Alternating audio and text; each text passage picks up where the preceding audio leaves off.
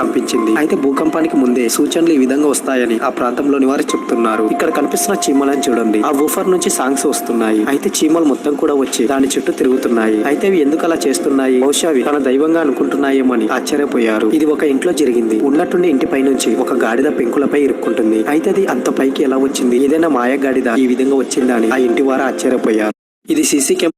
ఇది సీసీ కెమెరాలో రికార్డ్ అయింది. రాత్రి 10 గంటల సమయంలో భూమి మొత్తం కూడా ఒక్కసారిగా కంపించింది. అయితే భూకంపానికి ముందే సూచనలు ఈ విధంగా వస్తాయని ఆ ప్రాంతంలోని వారు చెప్తున్నారు. ఇక్కడ కనిపిస్తున్న చీమలను చూడండి. ఆ ఊఫర్ నుంచి సాంగ్స్ వస్తున్నాయి. అయితే చీమలు మొత్తం కూడా వచ్చి దాని చుట్టూ తిరుగుతున్నాయి. అయితే అవి ఎందుకు అలా చేస్తున్నాయి? బహుశా అవి తన దైవంగా అనుకుంటున్నాయేమని ఆశ్చర్యపోయారు. ఇది ఒక ఇంట్లో జరిగింది.